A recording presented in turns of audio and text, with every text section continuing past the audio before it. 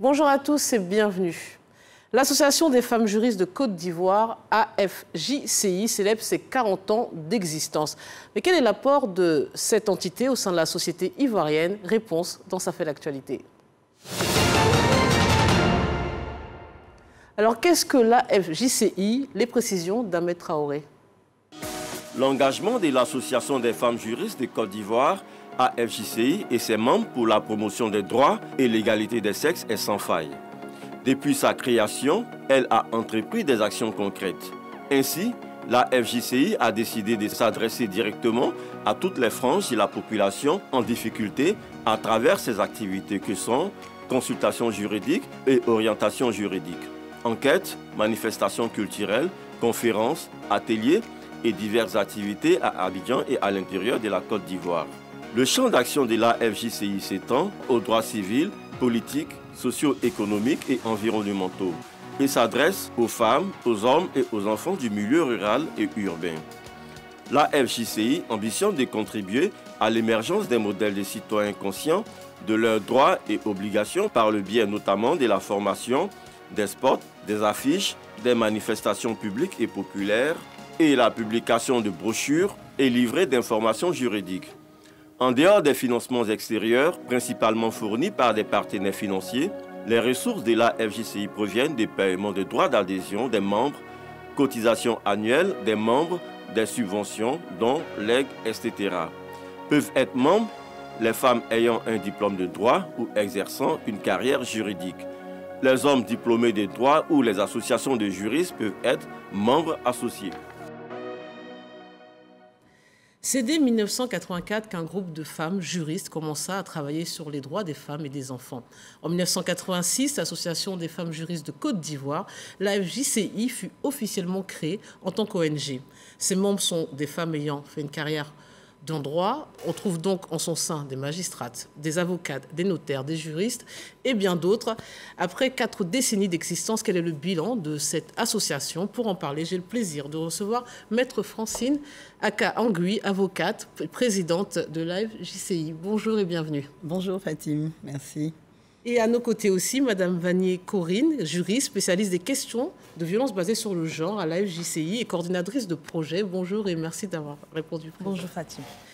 Alors on va commencer par le commencement, si j'ose dire.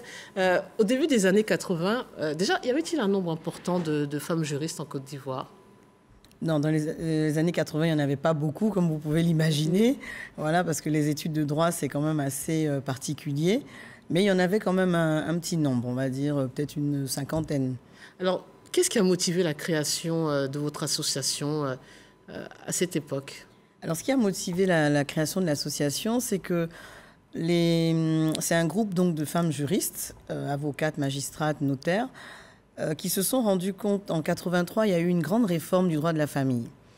Une grande réforme en ce sens que jusqu'en 83, une femme, quand elle devait travailler, une femme mariée, elle devait avoir l'autorisation de son mari. Pour ouvrir un compte en banque, il lui fallait aussi l'autorisation de son mari. Et il n'existait que le régime de la communauté de biens. Et en 83, on a eu une grande réforme qui a supprimé tous ces verrous. Voilà. Et du coup, les femmes juristes, intellectuelles, se sont dit, mais nous sommes des intellectuels, nous comprenons ce que la loi nous dit, nous permet, il faudrait qu'on puisse en faire bénéficier le maximum de femmes de Côte d'Ivoire, surtout les femmes en milieu rural, les femmes qui sont analphabètes, qui n'ont pas accès à ces informations juridiques. Mais c'est ça l'intérêt, la particularité de votre association, parce qu'on pourrait croire qu'au fond, vous vous réunissez pour soutenir votre coopération, mais pas du tout. Pas du tout. Ça s'adresse principalement aux populations. Effectivement, le rôle de l'association, c'est de pouvoir vulgariser la loi. Et on vulgarise la loi à l'endroit des populations. Comme la présidente l'a dit, à l'endroit des femmes qui étaient vulnérables, qui sont toujours vulnérables, qui étaient encore plus vulnérables en 83. Et donc, l'association s'est dit, pourquoi pas aller vers nos sœurs pour leur donner l'information juridique, de sorte qu'elles puissent vraiment revendiquer leurs droits devant la justice. Et comment ça se passe concrètement? Quand vous vulgarisez, vous rendez sur des lieux. Déjà, quelle est l'architecture de votre organisé? Voilà, de votre D'accord. Donc, institution? nous avons un siège qui est situé à Abidjan au Plateau.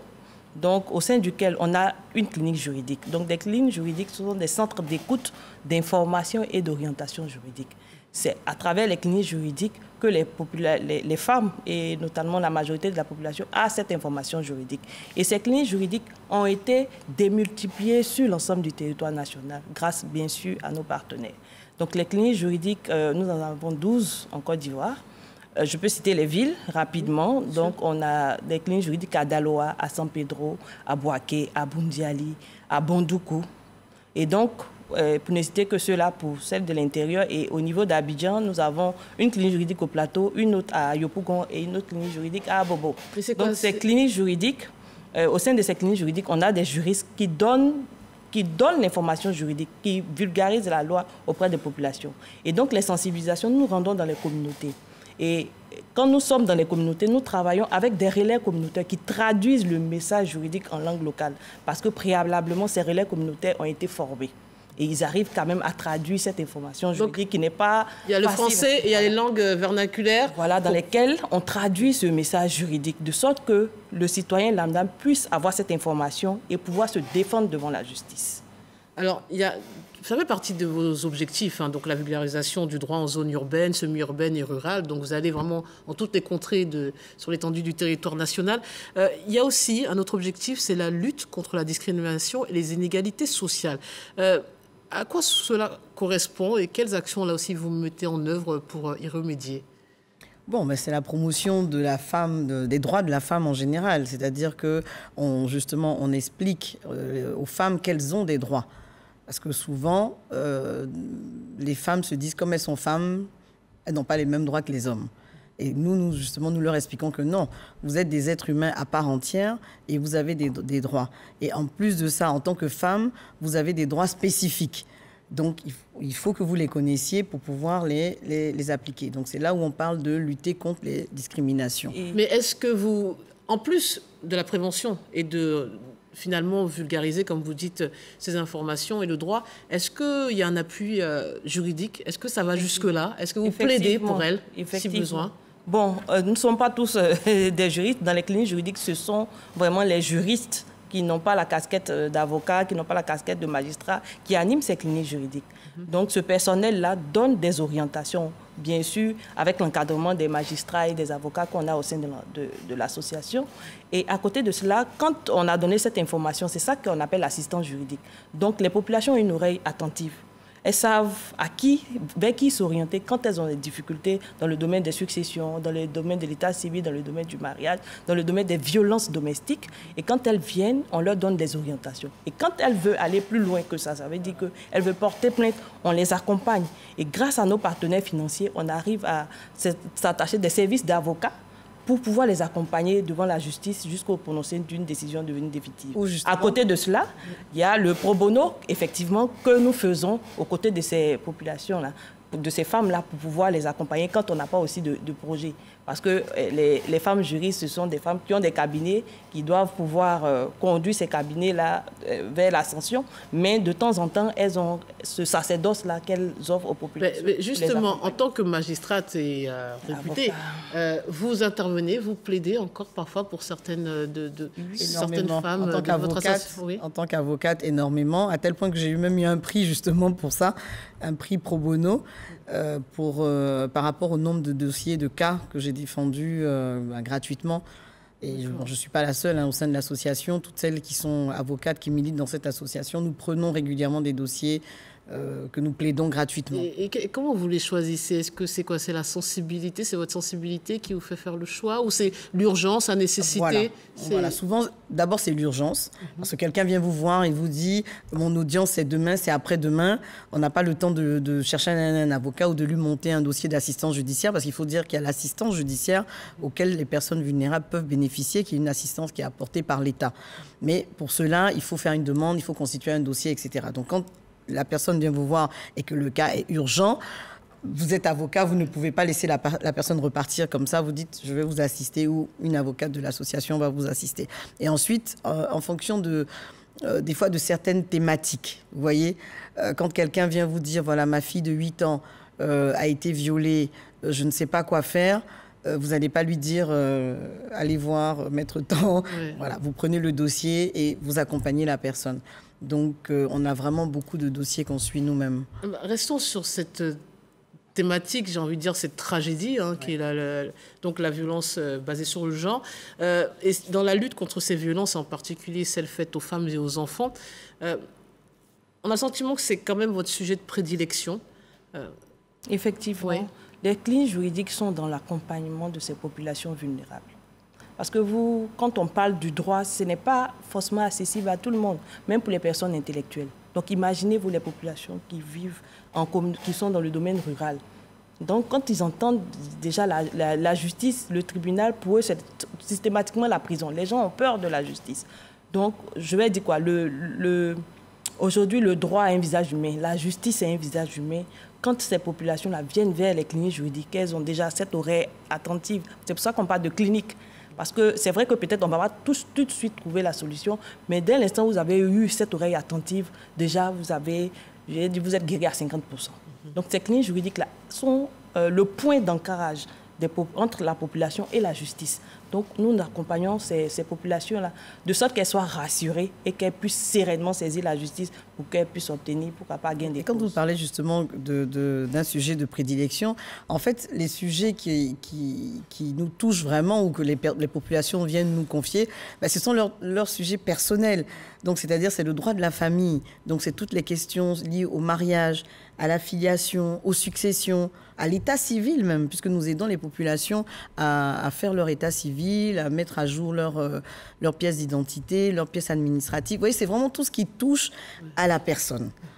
Mais pour rester sur les violences basées sur le genre, et peut-être on peut élargir à d'autres domaines du droit, comme vous suivez ça de très près, quel est l'état des lieux que vous faites sur ces questions déjà, puisque vous êtes spécialiste des questions des violences basées sur le genre, quel état des lieux vous faites de la Côte d'Ivoire en 2024? Effectivement, aujourd'hui, il faut saluer, je veux dire, l'État ivoirien, parce que chaque année, nous avons un annuaire statistique qui est publié pour nous donner un peu l'état de l'ampleur des violences basées sur le genre en Côte d'Ivoire.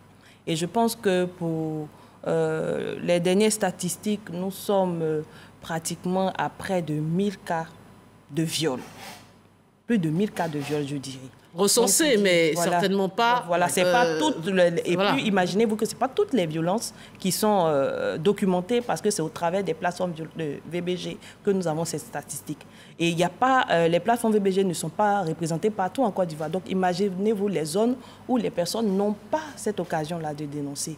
Quand vous regardez aussi les cliniques juridiques, nous en avons 12, nous avons 31 régions en Côte d'Ivoire. On ne couvre pas toutes les régions de la Côte d'Ivoire. Donc, imaginez-vous que le besoin est énorme sur le terrain.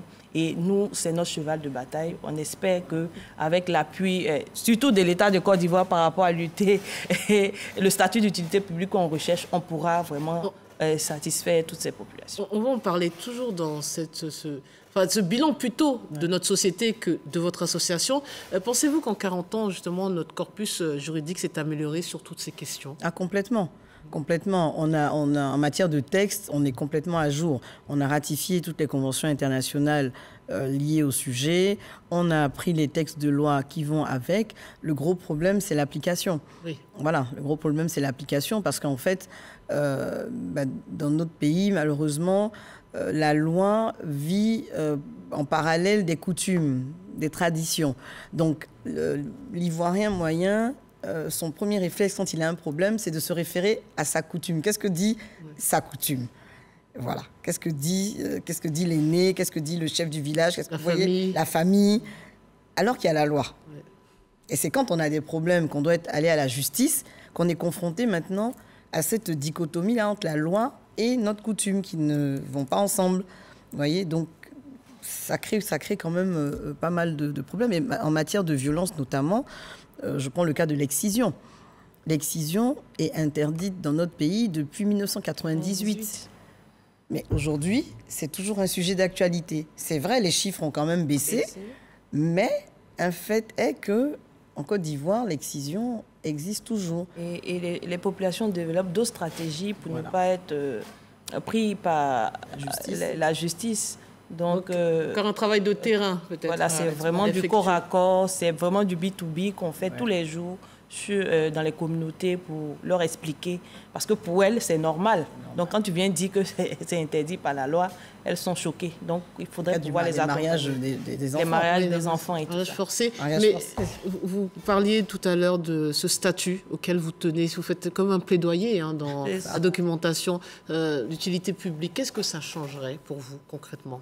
Ça va nous changer la vie, financièrement surtout. Oui. Parce que là, on vit vraiment, déjà des cotisations des membres, des dons, des subventions de nos partenaires, des financements par les bailleurs de fonds.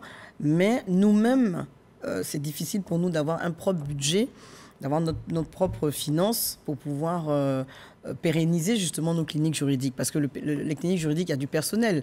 Il faut payer le local, il faut payer les charges. Donc, quand on a un projet qui prend tout ça en charge, c'est très bien. Mais une fois que le projet s'arrête, on est obligé de fermer la clinique juridique parce que nous n'avons pas de moyens pour... Alors que si on a le statut d'utilité publique, on aura au moins un financement annuel qui nous permettra de faire un budget et qui nous permettra d'assurer ces charges-là en cas de non-projet. Quelle serait la raison pour laquelle ça n'aboutisse pas, ce genre de requête, à votre avis? Moi, je pense la question est lancée. On n'a pas toutes les réponses, oui. Mais c'est pour cela que de plus en plus, nous sommes en train de vulgariser un peu ce qu'on fait sur les médias. On sollicite les médias, ça et là, pour pouvoir parler des actions de la société, de l'association des femmes juristes de Côte d'Ivoire, parce que c'est un service public que nous mettons en œuvre. Complètement. Voilà. Et quand nous ne sommes pas sur le terrain, vraiment, les populations sont laissées pour compte. Parce que déjà, pour des personnes qui n'ont pas fait du droit, c'est difficile d'aller en justice, c'est difficile de comprendre le langage juridique. Donc imaginez des personnes qui ne sont jamais allées à l'école et qui sont confrontées à la justice. Comment est-ce qu'elles peuvent se défendre s'il n'y a pas des personnes qui œuvrent à leur côté pour les aider à affranchir toutes les difficultés? Parce que nous sommes vraiment le premier point d'accès à la justice en réalité. Vous voyez, quand quelqu'un a un problème de droit, dans des villages, il doit se dire « Ah, je vais aller à la clinique juridique, parce que il n'y a pas d'avocat partout. Je vais aller à la clinique juridique, je vais aller exposer mon cas. » Et là, au moins, il a une oreille attentive et on l'oriente, on le guide, on l'assiste, voire on le défend. Et ce qui est important, c'est que ça revient gratuit. C'est gratuit. Pour les populations. Donc, le message est lancé à toute fois utile aux personnes concernées. Autre question, on va y aller franchement. On sait que le genre s'est imposé dans le débat public et même dans les politiques publiques. Mais en quoi, finalement, est-ce important pour nous autres justiciables, cette distinction, lorsqu'on sollicite un professionnel du droit, de se dire c'est une femme ou un homme? Quelle est la plus-value, si tant est qu'il y en ait une, que ce soit une femme, qu'il soit une avocate et pas un homme? En principe, il n'y en a pas. Je veux dire, en principe, on ne devrait pas faire cette distinction, puisque nous sommes formés de la même manière, hommes, femmes, qui faisons des études de droit, nous faisons exactement les mêmes études de droit, il n'y a pas de distinction. Mais ce qui justifie par contre, par exemple, la création d'une association comme l'Association des femmes juristes, c'est que à l'époque, en 83, justement 83-84, il n'y avait pas beaucoup de femmes juristes qui connaissaient donc leurs droits, et il y avait beaucoup de femmes analphabètes. Et donc les femmes se disent, mais les femmes juristes, elles se disent, mais ces femmes analphabètes, comment elles font? Parce que les hommes vont pas aller leur expliquer que, ah bah tu sais maintenant, t'as plus besoin de mon consentement pour travailler, t'as plus besoin de mon consentement pour ouvrir un compte, c'est pas évident. Donc les femmes se disent, c'est nous les femmes qui devons... Solidarité féminine. Solidarité féminine, au départ.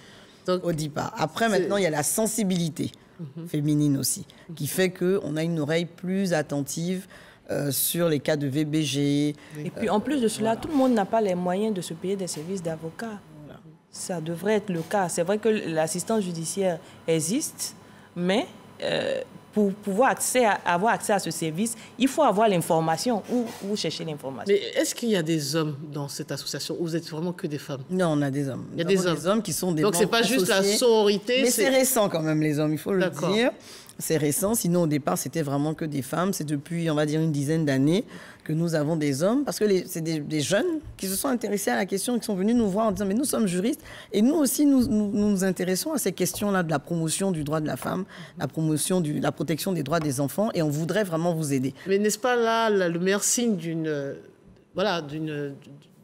on aille dans le bon sens. On est dans le bon sens, complètement. Que les deux, on va dire, les deux genres s'y mettent, s'y attellent. Exactement. Et c'est l'objectif recherché, c'est qu'ensemble, justement, on puisse arriver à une égalité, une complémentarité. Mais à contrario, on a le sentiment parfois qu'on joue sur ces idées reçues du genre, parce qu'on le sait, on suit, vous plaidez, les grands procès partout dans le monde, et souvent, quand c'est lié à des agressions sexuelles, et souvent, on peut forcer de constater que les hommes sont souvent sur le banc des accusés, et ils ont tendance à choisir une femme avocate, comme pour se déculpabiliser, ou en tout cas laisser entendre qu'ils ont un rapport très à fait normal avec le genre féminin. C'est clair. C'est clair qu'ils se disent qu'en prenant une femme avocate, ça va jouer sur la sensibilité des juges, parce qu'il y a ça aussi. On se dit, si une femme quand même ose défendre quelqu'un qui a pu commettre un tel acte, c'est que peut-être que l'acte n'est pas aussi grave. Ils jouent là-dessus, mais ça ne change rien, parce que la loi est la loi. Oui, mais on joue sur les clichés encore, peut-être. On joue sur les clichés encore, tout à fait. Alors, quelques mots aussi sur votre profession. Avez-vous, en tant que femme, des difficultés particulières que n'ont pas ou ne rencontrent pas vos homologues hommes, en tant que magistrate, avocate, juriste? Bon, pas vraiment. Pas vraiment. Côte d'Ivoire, vraiment, pas vraiment. On n'a pas vraiment cette difficulté. Peut-être par rapport aux justiciables. Les justiciables, effectivement, qui vont se dire, bon, allez voir une femme. Voilà, parce qu'il y a quand même cette réalité. Hein. On est encore à l'heure des machos. Ah oui. Il y en a qui ne veulent pas être défendus par une femme. Ah oui, selon leurs croyances, selon leur religion. Je pense que vous serez moins compétente ou... Bon, c'est-à-dire que naturellement, Dieu ne s'adresse pas à une femme. Ah, d'accord. Déjà. Vous voyez, donc déjà, ça pose le problème de... Et je pense que c'est ce qui a milité en faveur de l'ouverture de l'association vis-à-vis des hommes. Parce qu'au sein des cliniques juridiques, on a des hommes. Oui. Parce que ça dépend de la sensibilité de l'usager qui vient vers vous. Il y a des gens qui ne se sentent pas à l'aise du tout avec des femmes. Ouais. Il y a des femmes, parce qu'elles ont subi une violence, qui ne veulent pas avoir affaire à un homme, parce que ça va leur remémorer un peu la violence qu'elles ont subie. Donc, on a vraiment ce mixage au sein des cliniques juridiques pour pouvoir répondre, bien évidemment, aux besoins des populations. Parce que même, je vais vous dire, quand on va, par exemple, à l'intérieur du pays, même en tant que femme, nous sommes obligés de nous adresser aux hommes d'abord, qui sont les chefs de village, les leaders communautaires, les guides religieux. On va d'abord vers eux pour leur expliquer qu'est-ce qu'on vient faire, quel message on vient passer. On fait vraiment de la sensibilisation à leur niveau. Voilà. Et c'est toujours un paternalisme ambiant. Voilà. Oui. Et c'est quand eux, ils sont convaincus, entre guillemets, qu'ils appellent maintenant les femmes pour dire « venez écouter le message ». Vous voyez, donc on est obligé. Et surtout, on est obligé de s'adapter je vais dire, à la culture, aux réalités des populations. Parce qu'il y a des assemblées dans lesquelles les femmes ne prennent pas la parole. Voilà. Donc, il faudrait que ça soit accompagné par des hommes pour que la porte vous soit ouverte. Donc, il y a toutes ces réalités auxquelles nous sommes confrontés. Mais quand on veut faire passer le message, on est obligé de s'adapter. Alors, quelques mots, il nous reste quelques minutes. Alors, pour marquer les festivités de votre quarantenaire, la FJCI a décidé de réaliser des activités éclatées. Alors, quelles sont-elles? À quoi faut-il s'attendre? Et quelles sont les dates, si vous pouvez nous les rappeler? Donc, effectivement, on a commencé depuis le mois d'avril. Je pense que c'était le lancement officiel avec des caravanes de droit dans toutes les zones où nous avons nos cliniques juridiques. Donc, il y a eu ces caravanes, ces sensibilisations, des consultations juridiques gratuites auprès des populations. Par la suite, je pense qu'au mois de juillet, on aura un colloque, voilà, avec différents panels. Et je pense que vers la fin de l'année, ça sera vraiment une activité récréative pour les femmes juristes afin de pouvoir savourer tout ce qu'on a abattu comme travail durant ces 40 années. Le colloque, je veux quand même préciser, le thème du colloque qui sera justement les réalités du droit de la famille en Côte d'Ivoire. Voilà, et on va plancher dessus pendant 2 jours avec des experts pour voilà, voir que dit la loi, que se passe-t-il en réalité, que faut-il faire. Et au sortir de là, nous voulons sortir des recommandations dans un livre blanc que nous allons remettre au président de la République pour que des modifications soient prises en fonction de ce qui aura été recommandé. Alors juste un mot chacune. 40 ans d'association, moins, on voit votre jeune âge, moins d'expérience dans cette association pour l'une et l'autre. Qu'est-ce que vous retenez? J'imagine que vous vous sentez certainement utile à travers cette association. Qu'est-ce que vous retenez? Qu'est-ce que ça vous apporte? Et qu'est-ce que vous vous dites avec ce travail abattu? Déjà, merci à la RTI de nous avoir donné l'occasion de nous exprimer. Et puis, c'est 2 générations qui se succèdent. Oui. Voilà, Maître, elle milite depuis 1996. Moi, j'ai adhéré depuis 2010. Donc, je pense qu'on représente bien le passage de flambeau, voilà, entre ces deux générations. Et vraiment, on se sent utile. Oui. Je ne sais pas si je peux faire autre chose à part ça. C'est vraiment un sacerdoce. C'est vraiment un sacerdoce. Et vraiment, on porte la cause. C'est vrai qu'on n'était pas au début, mais vraiment, on porte la cause et on veut vouloir transmettre vraiment cette vision-là aux générations. Justement, c'est vraiment un sacerdoce parce qu'on a notre slogan qui est AFJCI un jour, AFJCI toujours. C'est-à-dire, une fois qu'on rentre dans cette association, on n'en sort pas. On a nos pastes présidentes qui sont là. Moi, je suis la 9e présidente et nos pastes présidentes sont là, toujours à nos côtés. Elles sont à nos activités. Vous avez des personnes comme Maître Angèle Kouassi, Madame Marie-Christine Bokou, Madame Aimé Zébéyou, Maître Christiane Biti-Kouyaté, Maître Diallo Geneviève, Maître Sombo Kwao. Vous voyez, c'est des personnes vraiment de qualité et qui sont toujours à nos côtés alors elles ont été présidentes, Madame Bokou, mais la première présidente. Mais jusqu'à présent, elle sera là au colloque. Elles sont tout le temps là. On peut pas. C'est-à-dire, on a ça dans le sang parce que c'est quelque chose qui est tellement utile. Vous savez, c'est tellement utile. Mais donc, est-ce qu'on doit en déduire que finalement, votre existence, alors malgré toutes les avancées dont vous avez parlé, votre existence, c'est aussi montrer que vous comblez des lacunes et que la société n'est pas encore au niveau de vos attentes? C'est clair. Il y a encore beaucoup. C'est quoi les perspectives que vous n'existez plus? C'est-à-dire qu'on n'ait plus besoin de vous? Ce serait ça le monde idéal? Non, je pense qu'on est aux côtés de l'État en tant que... On joue notre rôle d'organisation de la société civile. Nous sommes là pour interpeller l'État. C'est vrai, pour l'encourager, pour le féliciter, mais également pour interpeller sur les aspects qui ne sont pas encore pris en compte. Et je pense que la Côte d'Ivoire sans l'association des femmes juristes, c'est pas possible. C'est pas possible. C'est pas possible parce que vous aurez toujours des personnes qui ont besoin de conseils, qui ont besoin d'écoute tout simplement juridique et qui ne retrouveront pas cette écoute-là ailleurs qu'à l'association. Ce sera le mot de la femme. Mesdames, merci infiniment. Merci à vous. Pour le travail abattu et d'être venu sur ce plateau pour répondre à toutes nos questions. Bonne fête, bonne continuation et on espère que votre plaidoyer arrivera là où vous le souhaitez. Merci de votre attention et restez sur RTI 1.